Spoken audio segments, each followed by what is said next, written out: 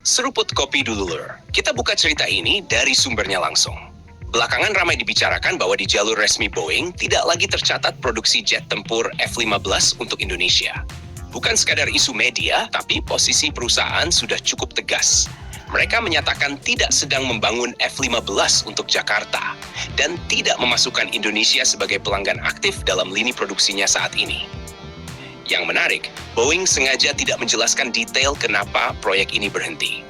Mereka hanya menegaskan bahwa alasan lengkapnya sebaiknya dijelaskan oleh pemerintah Amerika Serikat dan pemerintah Indonesia sendiri.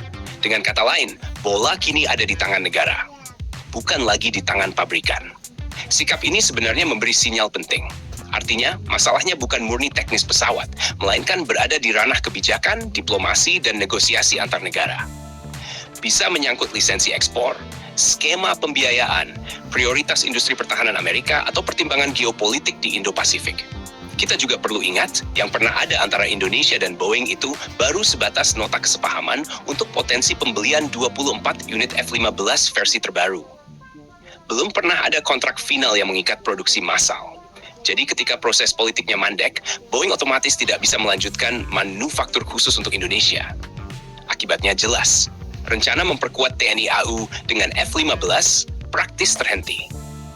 Bukan karena pesawatnya jelek, tapi karena jalur diplomatik dan administratifnya belum mencapai garis finish. Nah, dari sinilah cerita bergerak ke bab baru. Di tengah ketidakpastian F-15 dan berbagai tekanan terhadap opsi Chengdu J-10 dari Tiongkok, muncul alternatif yang semakin sering dibicarakan, yaitu JF-17 Thunder Block 3 dari Pakistan. Banyak analis melihat JF-17 bukan sebagai pengganti ideal F-15, melainkan sebagai pilihan realistis di masa transisi. Jet ini lebih terjangkau, lebih mudah dipelihara, dan bisa cepat masuk ke skadron operasional tanpa drama panjang. Versi Block 3 sendiri sudah naik kelas. Radar ISA, kokpit digital, sistem perang elektronik modern, serta kompatibilitas dengan beragam rudal udara ke udara dan udara ke permukaan membuatnya layak disebut jet tempur generasi menengah yang solid, bukan lagi pesawat murah tapi lemah. Bagi Indonesia, melirik JF-17 juga punya makna geopolitik.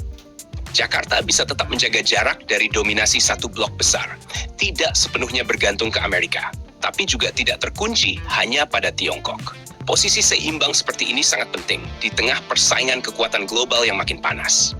Jika F-15 benar-benar tidak jalan, maka pilihan Indonesia mengerucut ke 3 jalur. Pertama, mempercepat kerjasama dengan Turki lewat Jet Kaan. Kedua, menegosiasikan ulang skema J-10 dengan pendekatan berbeda. Ketiga, menjadikan JF-17 sebagai armada pengisi kekuatan yang cepat dan praktis sambil menunggu platform kelas berat di masa depan. Cerita ini sebenarnya bukan sekadar tentang satu jet tempur yang batal lahir, melainkan tentang cara Indonesia memainkan kartunya sendiri di tengah persaingan kekuatan global.